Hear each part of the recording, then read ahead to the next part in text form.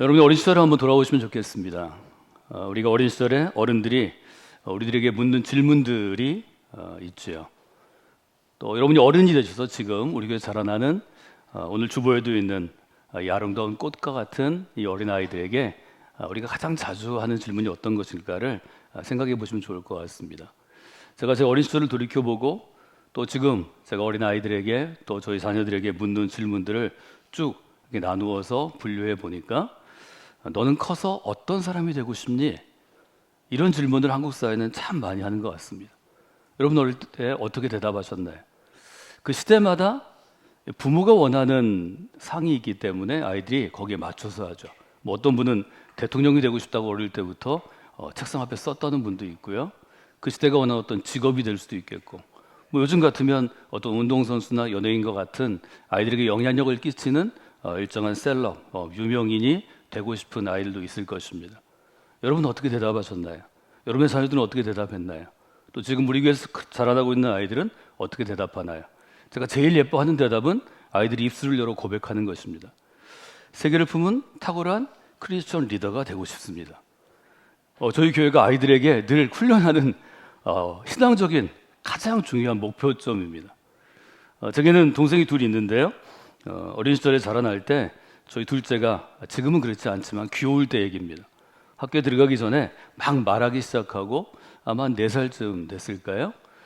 저라고 좀 터울이 있어서 어른들이 제게 물어보면 자기들이 원하는 답을 얘기하니까 재미가 없으니까 이 친구한테 얘기했습니다. 너는 커서 어떤 사람이 되고 싶니? 이 친구가 뜻을 정하고 아주 강력하게 한 2년 정도 얘기했습니다. 나는 포크레인 기사가 될 거예요. 한 번도 뜻을 굽힌 적이 없습니다. 그 당시는 이제 금강이 막 개발될 때인데요. 저희가 그때 강경에 거주했습니다. 교회를 새로 이전해서 짓고 그때 이제 아이들이 어렸는데 저는 초등학생이었고요. 이 아이들이 할머니 손을 잡고 금강 뚝에 나가면 제방을 쌓고 강을 파서 준설해서 범람하지 않도록 강 정리하는 사업들이 아주 오랜 동안 계속됐습니다. 제일 아이들의 눈길을 끌던 것은 가장 유능한 일꾼, 가장 전능한 존재였는데요. 포크레인이었습니다. 우리가 지금 찬양했지만 전능하신 팔을 들어서 땅을 찍으면 땅이 갈라지고 내일 가보면 그 땅에서 물이 나와서 물길이 생기고 아마 이 아이에게는 가장 자기에게 영향력을 끼친 아주 능력 있는 존재였던 것 같습니다. 물론 이 친구는 지금의 전능한 존재, 컴퓨터 안에를 움직이는 CPU라고 불리우는 일종의 반도체의 핵심 소재를 설계하고 생산하고 만드는 책임자가 되었습니다. 지금 물어보면 아마 여러 가지 얘기를 하겠죠. 그 시대의 가치관과 그 시대의 유행이나 혹은 시대 정신에 따라서 달라질 수 있습니다. 1980년대, 1990년대, 또 2000년대 초반, 한 중반까지요. 제가 어린이 사역부터 시작해서 아주 오랜 시간을 어린아이들과 청소년들과 함께 보냈는데 어린아이 대답 중에 제 이목을 끌었던 늘 있던 대답이 있습니다. 어린아이들 중에 저는 슈퍼맨이 되고 싶어요. 이런 대답들이 늘 있었습니다. 지금은 사라졌습니다. 지금은 사라졌는데 2000년대 초반까지는 여름 성경학교를 하면 이 대답들이 있던 것을 보게 됩니다. 타임지 1988년 3월 둘째 주인데요. 3월 14일입니다. 타임지 표지를 좀 보시면 누가 있나요? 슈퍼맨이 등장합니다. 그 당시는 타임즈가 굉장히 영향력 있는 일종의 주간 잡지였죠. 시사지이기도 하고 또 과학 기사가 많이 있는 교양지이기도 했습니다. 제목이 굉장히 재밌죠? 그분이 살아계셔서 50살이 되었습니다. 슈퍼맨이 이제 태어나서 50주년 되는 해였다는 거죠. 돌이켜보면 1988년은 우리에겐 서울올림픽 때문에 국가가 아주 후진국에서 선진국이 되는 굉장히 중요한 전환점을 맞았는데요. 그때 슈퍼맨도 50살이 됐답니다. 1938년에 슈퍼맨은 DC 코믹스라고 하는 그 당시에는 영향력 있는 매체 만화 잡지입니다. 만화 잡지에서 등장했는데요. 두 사람이 슈퍼맨을 만들었다고 합니다. 한 사람은 스토리텔러이고 스토리 작가이고 한 사람은 그림을 그리는 아티스트였습니다. 제리 시걸과 조 수스터가 만들었는데요. 이때는 대공황 시기입니다. 미국의 역사상 20세기에서 가장 비참했던 시기이고 어려웠던 시기이고 고통스러웠던 시기이고 미래에 대한 소망이 없던 시기입니다. 절망하던 시기입니다. 여러분 힘들 때는 누가 필요한가요? 도와줄 사람이 필요합니다. 고통스러울 때는 위로자가 필요합니다. 미래가 보이지 않을 때는 이 미래를 더 장밋빛으로 바꿔줄 위대한 슈퍼히어로가 필요합니다. 그래서 슈퍼맨이 등장했고 슈퍼맨은 미국 사회를 붙잡는 굉장히 중요한 아이콘이 됩니다. 시대가 어려울 때마다 사람들은 그 시대를 구원할 구원자를 기다립니다. 구약의 시대에도 구원자들을 기다렸죠. 많은 사람들이 그 어려움에 빠진 하나님 나라 이스라엘이라고 불리우는 하나님 나라의 백성들을 구원할 구원자를 기다렸습니다. 우리는 그 구원자가 예수 그리스도로 나자렛 땅에 오셔서 이 땅 가운데서 삶을 사시다가 십자가의 길을 걸어가신 예수 그리스도로 고백합니다. 그것이 신약의 정신이고 복음입니다. 우리는 그분이 구원자라고 생각하지만 20세기의 미국 사회에서 자라는 어린아이들은 슈퍼맨이 구원자라고 착각했던 것 같습니다. 혹은 그럴 수 있죠. 우리나라에도 슈퍼맨이 시대마다 해석된 것들이 다 들어왔습니다. 슈퍼맨은 시대마다 영화로 제작되고 감독이 바뀌고 제작자가 바뀌고 배우가 바뀌었고 TV 드라마로도 반영이 됐는데요. 우리에게 제일 친숙한 슈퍼맨은 1978년에 제작된 영화인 것 같습니다. 여러분 보시면 익숙한 얼굴이 등장하는데요. 크리스토퍼 리브라는 배우인데요. 사실은 저 슈퍼맨 때문에 굉장히 유명해졌지만 그 후에 별로 좋은 작품을 하지 못했습니다. 그런데 크리스토퍼 리브가 커넬을 나온 굉장히 유능한 미국의 엘리트고 좋은 집안 사람인데 굉장히 운동을 좋아해서 승마하다 낙마사고로 척추 2번 밑이 완전히 마비됩니다. 슈퍼맨이었지만 세상을 구할 만한 능력이 있고 유능한 슈퍼맨의 역할을 했지만 그는 전신이 마비된 채로 마지막 시간들을 살아갑니다. 놀랍게도 슈퍼맨이 되어서 인기를 얻을 때보다 그가 움직일 수 없는 상태에서 크리스토퍼 리브 재단을 만들고 마비를 당한 사람, 장애 있는 사람, 고통스럽고 힘든 사람에게 다가가며 메시지를 전했을 때 그는 훨씬 더 선하고 위대한 역할을 하게 됩니다. 여러분이 다 경험이 있을 텐데 저희 아이들은 빨간 보자기를 보면 동생들은 빨간 보자기를 두르고 좀 높은 곳, 저희는 그때 침대가 없었는데요. 저희 사택에는 조금 높은 곳에 가서 뛰어내렸습니다. 오른손을 쫙 뻗고 나가면서 뭐라고 얘기하죠? 나는 슈퍼맨이다 그럽니다. 이건 누구나 그렇게 하는 거죠. 사람은 다 이렇게 자기가 마음으로 굉장히 좋게 보이고 기대하고 소망하고 오마주하는 그런 대상이 되고 싶어 합니다. 나는 슈퍼맨이다 라고 어린아이들이 외쳤는데요. 애들만 그럴까요? 이렇게 큰 아이들이 성인이 돼서 30이 되고 40이 되고 50이 돼서 직장 안에서 가정 안에서 또 우리처럼 신앙생활에서 교회 안에서 어떤 내가 갖고 있는 능력보다 훨씬 높은 단계의 능력을 기대할 때 그런 생각을 하지 않을까요? 아, 내가 슈퍼맨이 지금 됐으면, 내가 슈퍼맨이었더라면, 다 그런 생각을 한다는 거죠. 근데 우리가 지난 4주간 다룬 것처럼 우리가 얘기할 때 뭐뭐 했더라면 하는 것은 내 후회의 감정을 나타내는 가장 중요한 키워드입니다. 내가 슈퍼맨이었더라면 이 상황에서 벗어날 수 있을 텐데, 내가 슈퍼맨이었다면 이 문제를 해결했을 텐데, 내가 슈퍼맨이었다면 우리 아이들한테 더 잘해줬을 텐데, 내가 슈퍼맨이었다면 이 어려운 사람을 내가 도와줬을 텐데, 이런 생각을 하지 않고 살아가는 사람은 없습니다. 그런데 우리가 지난 시간들을 통해서 다시 한번 신학의 눈으로 후회의 감정을 바라본 것처럼 이 후회의 감정은 부정적인 영향을 너무 많이 주기 때문에 후회의 감정에 사로잡혀서 이것을 극복하거나 이것을 선용하지 않으면, 선한 곳에 사용하지 않으면 우리의 건강을 해치게 되어 있습니다. 한 그리스도인 이야기를 제가 해드렸으면 좋겠습니다. 이분은 중년의 시기에 크리스천들을 대상으로 아주 좋은 설교가였고 좋은 강연가였고 또 신학교에서는 목회 상담을 가르치는 일종의 강의자, 교수 역할을 하면서 바쁜 일상을 보냈습니다. 어느 날 크리스천 남성들을 대상으로 한 컨퍼런스에 이분이 메인 스피커로 쓰게 되었는데요. 자기 강의가 끝나고 Q&A 시간, 질문하고 대답하는 시간에 한 분이 일어서 이렇게 질문했습니다. 초인적인 능력 하나를 하나님이 당신에게 선물로 주신다면 지금 이 순간에 무엇을 선택하시겠습니까? 다양한 대답들을 할 수 있겠죠. 여러분이 지금 이 순간에 이 자리에 주님께서 오셔서 초인적인 능력, 인간이 갖고 있는 한계를 뛰어넘는 능력을 하나만 주신다면 뭘 선택하실까요? 한번 생각해 보세요. 이것은 예수님께서 사역을 시작하시기 전, 공생애를 시작하기 전 사단이 던진 질문과 똑같은 것입니다.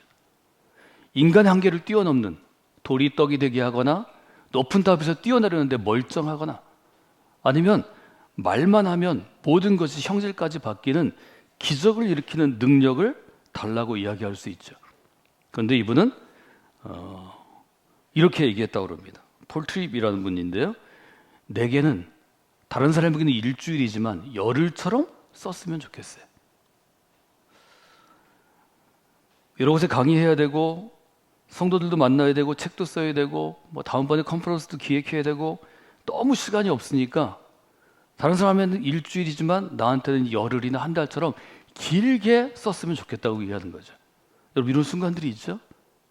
아침에 출근할 때 아이 준비시켜야 되고, 뭘도 먹여야 되고, 데려다 줘야 되고, 이 시간이 없으면 내게 있는 이 10분이 1시간이 되었다면, 이런 생각을 하셨죠. 근데 그런 일이 일어나나요? 하나님, 제가 간절히 기도한다고, 제가 40일간 단식한다고 그 일을 해주실까요? 하나님은 그렇게 일하시지 않습니다. 바쁘고 유능하고 할 일이 많은 이 강사에게도 일주일이고, 정말 힘들고 어렵고 누워있고 할 일이 없고 혹은 하지 못하는 누구에게도 일주일의 시간은 동등하게 주십니다. 저는 이것을 지금 한계라는 단어로 여러분이 잘 정의하시면 좋겠습니다. 폴 트립은 그때 심정을 이렇게 자기 고백을 합니다. 그 순간 나는 내가 한계를 싫어한다는 사실을 드러내었습니다. 나는 시간이 허락하는 것보다 더 많은 일을 하고 싶어하고, 그래서 더 많은 시간을 원했습니다. 더 많은 일을 하기 위해서 더 많은 능력을 구하는 나를 바라보게 되었습니다. 저하고 똑같아요. 그래서 저는 이 폴 트립의 고백 밑에다가 제 이야기를 메모하기 시작했습니다. 여러분 어떠신가요? 내가 팔이 2개 있었으면, 너무 급할 때는 내가 손오공처럼 분신을 만들어서 6명이 일했으면, 어떤 한계가 있을 때는 하나님이 나한테 집을 6채 주셨으면, 이런 생각을 하지 않나요? 이런 생각을 하고 40일 금식하신 적이 있나요? 100일 기도하신 적이 있나요? 40일을 금식해도 100일을 기도해도 하나님은 이 기도에 응답하시지 않습니다. 여러분에게 1시간은 제게도 1시간입니다. 여러분에게 일주일은 제게도 일주일입니다. 왜 하나님은 이런 규칙을 정하셨을까요? 이 그리스도인은, 또 이 목회자는, 다른 사람에게 영향을 주는 영적인 훈련을 하는 훈련가는 자기가 원하는 것을 자기를 들여다보면서 보게 되었습니다. 마치 후회의 감정을 통해서 베드로가 자기의 연약한 상황을 보듯이, 연약한 마음의 상태와 믿음을 보듯이 그는 이렇게 고백합니다. 나는 그 순간 무한한 존재가 되기를 원하고 있었다. 전능한 존재가 되기를 원하고 있었다. 말하자면 사람은 누구나, 아니 많은 사람들이 일상의 삶에서 어떤 한계에 부닥치는 상황에 엉겨 있을 때 슈퍼맨처럼 되기를 원하지만 하나님은 그것을 허락하시지 않는다는 거죠. 나는 슈퍼맨이 되고 싶다. 이 말은 바꿔 얘기하면 나는 한계가 없는 인생을 살고 싶다. 이런 우리의 소망일 수 있습니다. 근데 실제로 하나님은 사람과 세상을 지으실 때 한계를 설정해 주셨습니다. 근데 사람들은 끊임없이 그 한계를 넘어가는 존재가 되기를 소망하거나 넘어가는 존재가 되려고 노력합니다. 열심히 일하지만, 주어진 걸 하지만 한계를 뛰어넘는 것은, 그것은 신앙 없음, 아니 신앙의 부족함입니다. 하나님의 질서를 바꾸는 것입니다. 창세기 11장에 가면 여러분이 잘 아시는 바벨탑 사건이 있습니다. 바벨탑 사건은 언어의 문제로 이 창세기에서 해석되지만 이 부분만을 여러분이 보시면 이렇게 되어 있습니다. 사람들이 동쪽에서 대규모로 이동해 오다가 신할 땅의 넓은 땅 들판에 이르러서 자리를 잡습니다. 3절 같이 읽어볼까요? 그들은 서로 말하였다. 자, 벽돌을 빚어서 단단히 구워내자. 사람들은 돌 대신에 벽돌을 쓰고 흙 대신에 역청을 썼다. 4절 같이 읽죠? 그들은 또 말하였다. 자, 도시를 세우고 그 안에 탑을 쌓고서 탑 꼭대기가 하늘에 닿게 하여 우리의 이름을 날리고 온 땅 위에 흩어지지 않게 하자. 탑을 쌓는 거죠. 도시를 세우는 것입니다. 그래서 도시가 세워지던 시기를 사회학적으로 해석하는 본문 중에 하나입니다. 오케이, 도시를 세우는 게 좋죠. 도시는 편리함 그 자체입니다. 도시를 지키거나 도시의 위용을 나타내기 위해서. 여러분이 유럽의 종교개혁지 순례를 가보면 그 도시에 들어가기 전에 높은 탑이 있습니다. 대부분 대주교가 있던 혹은 주교가 있던 주교자 교회입니다. 성당들입니다. 높은 탑을 세웠죠. 탑이 얼마나 높은지 지금도 하늘을 찌르고 있죠. 그러면 왜 그렇게 높은 탑을 쓴나요? 탑이 하늘에 닿게 하자는 것입니다. 과학적인 이해가 없어도 이것이 무엇을 의미하는지를 알 수 있죠. 당시에 전통적으로 사람들은 하늘에 하나님의 보좌가 있다고 생각했습니다. 탑을 높이 쌓아서 하늘에 닿게 하자는 것은 우리가 하나님이 되자라는 그들의 야망을 드러내는 거죠. 우리가 하나님이 되자는 것입니다. 하나님 돼서 어떻게 할 건데요? 오케이, 하나님이 됐어요. 하나님이 된다면 어떻게 되나요? 우리의 이름을 날리고 더 유명해지고 더 자기들이 영광을 받겠다는 거죠. 결국 바벨탑 사건은 실패하게 됩니다. 성경은 이것을 언어의 다양성, 언어가 이렇게 다양하게 갈라진 것으로 표현하지만 이것은 인간의 한계를 인정하지 않고 그 한계를 뛰어넘어 하나님처럼 한계 없는 존재가 되기를 원한다면 그것은 필경 실패할 것이다 라는 창세기의 원칙이 담겨져 있습니다. 저는 성서대에서 이것을 선 밟지 않기라고 말씀드렸습니다. 좀 더 기억하기 쉬우면 선 밟으면 죽는다입니다. 선 밟으면 파멸한다입니다. 이것이 인류가 가지고 있는 한계고 인류의 문명이 가지고 있는 한계입니다. 맞으면 우리가 그리스도를 살아가면서 때때로 이런 유혹을 받을 수 있습니다. 나는 무한한 존재가 되고 싶다. 전능한 존재가 되고 싶다. 그러나 그것은 유혹입니다. 그리스도인에게 유혹은 건강하지 않은 것입니다. 그리스도인 유혹에 빠지면, 유혹에 넘어지면 유혹이 여러분을 넘어뜨립니다. 건강을 잃게 됩니다. 필경은 깊은 병에 이르게 되고 깊은 병은 필경은 우리를 파멸로, 죽음으로 이끌게 됩니다. 저는 이렇게 정리할 수 있다고 생각합니다. 하나님이 우리에게 주신 한계를 무시하면 필시 후회할 일들이 일어납니다. 제가 한번 주제를 정해서 다루겠지만 저처럼 60년대 초반에 태어나고 80년대 초반에 대학을 다니고 그 이후에 직장 생활을 한 사람들은 베이비 부모 세대입니다. 우리는 성장하는 사회, 성장 사회에서 살았습니다. 열심히 일하면 그만큼의 성취와 성과가 있었습니다. 그만큼의 보상을 받았습니다. 옆으로 넓이도 늘어나고 위로 높이도 늘어나고 깊이도 더 깊어질 수 있었습니다. 지금은 성장 사회가 아닙니다. 아무리 열심히 일해도 더 이상 늘어나지 않는, 즉 성취는 더디고 오히려 축소될 수 있습니다. 이것을 요즘엔 축소 사회로 부르기 시작했습니다. 성장 사회에서 성장하고 인생을 마무리하는 사람들과 지금의 우리 다음 세대들은 지금의 어린아이들뿐만 아니라 지금의 30대, 40대까지는 축소 사회를 살아갑니다.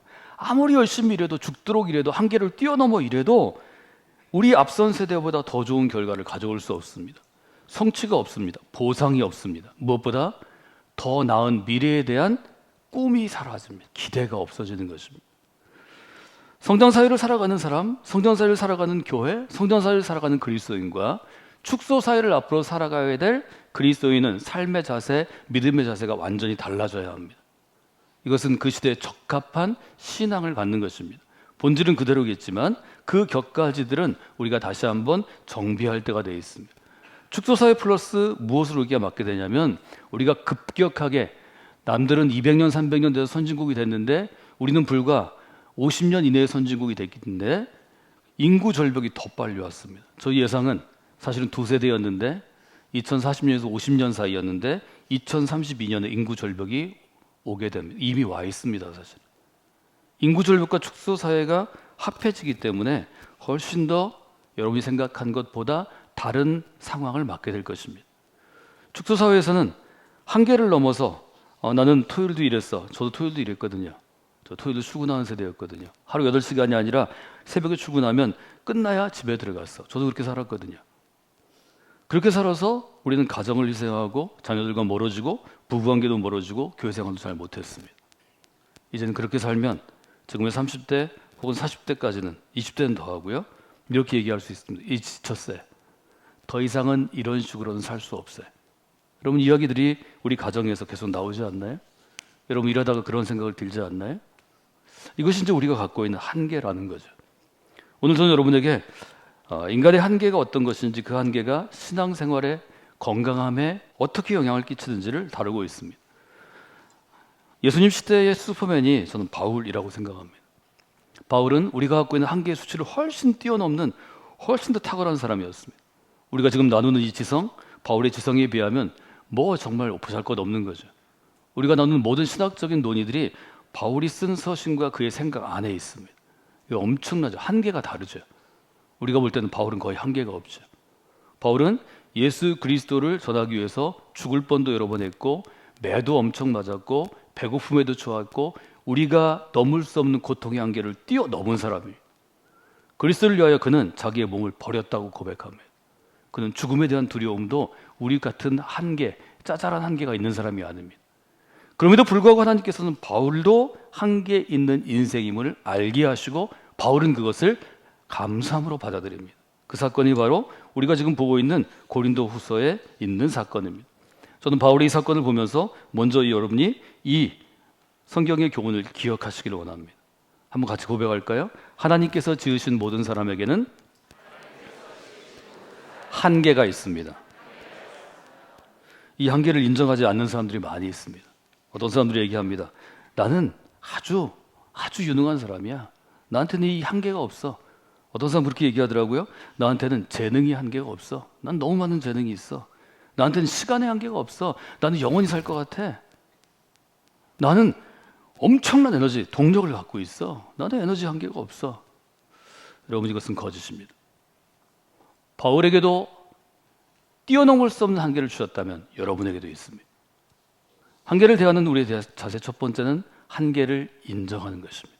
나는 한계가 있는 사람이야. 제가 다음 주에 세 가지 영역을 순서대로 설명할 텐데요.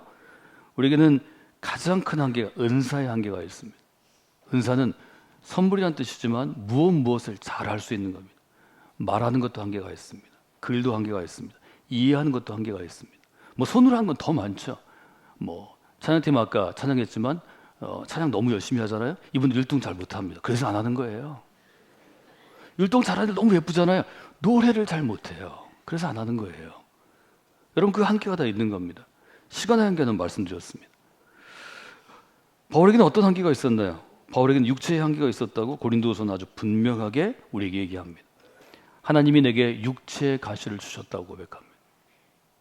물론 바울에게는 이것이 뛰어난 바울이, 탁월한 바울이 교만하지 않고 자만하지 않고 그리스도의 겸손함으로 살도록 하나님이 주신 일종의 조정장치 혹은 브레이크였다고 생각할 수 있습니다.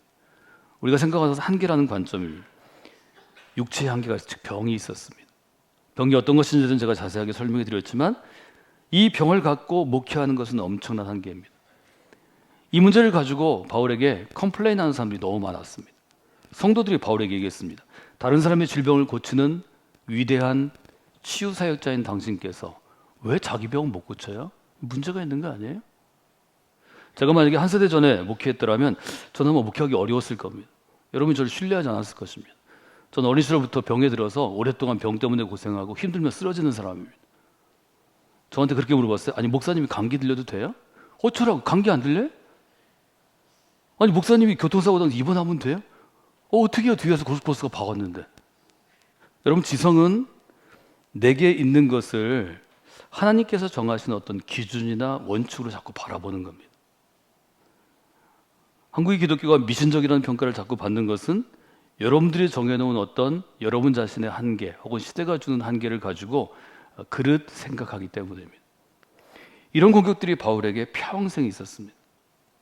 무슨 문제가 있는 건 아닐까? 저렇게 이적을 행하고 저렇게 탁월하게 말씀을 전하고 저렇게 논리적으로 우리에게 신앙을 설명하는데 왜 자기 병 해결하지 못할까? 8절에 보면 같이 읽어볼까요? 이것이 내게서 떠나가게 하기 위하여 내가 3번 주께 간구하였더니. 바울도 자기 육체의 한계를 하나님이 해결해 주시기를 원했습니다. 근데 하나님께서는 기도할 때마다 들어주시지 않습니다. 바울이 아마 3번째 기도했을 때 깨달은 것 같습니다. 2가지 정도 깨달음을 주셨죠. 첫 번째, 하나님의 은혜는 너에게 이미 너무 충분하다. 병은 있지만 다른 사람이 갖고 있지 않은 의지와 신념이 있었습니다. 그에겐 두려움을 뛰어넘는 믿음도 있었습니다. 다른 사람을 설득할 수 있는 설득력도 있었습니다. 복잡한 신앙을 그 시대의 언어로 쓸 수 있는 놀라운 지성적인 능력이 그에게 주어졌습니다. 누가 그것을 대신할 수 있습니까? 이미 너무 충분해서 더 이상의 은혜를 구하지 않아도 주신 은혜로 너무 잘 사역하고 있었습니다. 바울은 이것을 깨닫고 눈물을 흘리며 감사했을 것입니다. 바울에게는 또 어떤 것이 있었나요?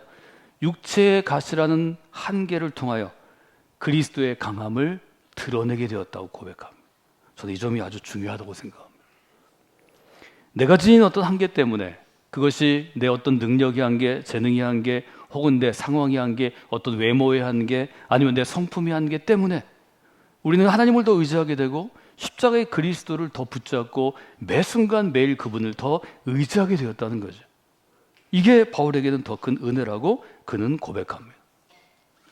말로의 고백이 아니라 이것이 여러분의 한계를 끝까지 인정하고 체험함으로 고백하는 여러분의 살아있는 고백이 되기를 원합니다. 오늘 우리가 우리의 논의를 마무리하기 위해서는 세 가지를 여러분이 기억하시고 다음 주로 이어지면 좋겠습니다. 첫 번째, 우리 모두는 한계가 있는 사람입니다. 우리가 해야 될 일은 첫 단계로 나의 한계를 인정하는 것입니다. 두 번째는 아주 중요하고 사실은 세심한 것인데요. 여러분이 한계가 있으면 한계를 알고 지혜롭게 결정하셔야 합니다. 나한테는 지금 쓸 수 있는 시간이 3시간 있는데 3시간 동안에 할 수 없는 일을 약속하지 마십시오. 거절하십시오. 제게 3시간이 있는데 이 3시간 동안 제가 이것만 할 수 있고 그 이상은 못합니다. 죄송합니다. 제가 거기까지입니다. 제가 제일 못하는 게 그 부분입니다. 그래서 제가 강력하게 설교하는 것입니다. 그걸 넘치면 쉬어야 될 시간은 3시간을 더 써야 되고 다른 일을 할 시간을 써야 돼서 밤을 새워야 합니다. 그때는 그 일을 할 수 있지만 그 밤을 새운 것 때문에 그 다음 날이 어렵고 그 다음 날이 어렵고 이것이 1년이 쌓이면 병들게 됩니다. 이것은 매우 중요합니다. 세 번째는 한계가 있기 때문에 이 한계를 통해서 나는 지금 건강한 상태인지를 체크하셔야 합니다. 마음의 건강, 영혼의 건강, 육신의 건강, 삶의 건강을 동시에 체크하셔야 합니다. 이 세 가지를 여러분이 하신다면 이 한계가 후회가 우리에게 주었던 것 같은 똑같은 선물을 줄 수 있습니다. 지난 4주간 후회가 우리의 건강을 얼마나 해치는지, 그리스도인이 후회를 잘 다룰 때, 우리가 믿음 안에서 후회를 잘 우리가 붙잡을 때 후회가 우리를 얼마나 더 건강하고 성숙하게 할 수 있는지를 나눴습니다. 전 첫 번째 이렇게 말씀드렸어요. 후회를 건강을 위한 기회로 활용하십시오. 똑같습니다. 후회를 한계로 바꿀까요? 한계를 건강을 위한 기회로 활용하십시오. 한번 인사할까요? 한계를 건강을 위한 기회로 활용하십시오. 또 이제 베드로처럼 후회는 자기를 이해하게 합니다. 자기를 돌아보게 합니다. 후회를 한계로 바꾸면 똑같은 교훈을 얻을 수 있습니다. 한계를 자기 이해의 문으로 활용하십시오. 한번 고백할까요? 한계를 자기 이해의 문으로 활용하십시오. 세 번째는 후회를 넘어서 새로운 길, 건강한 삶으로 성숙한 삶으로 나아가도록 여러분과 함께 나눴습니다. 한계를 넣죠.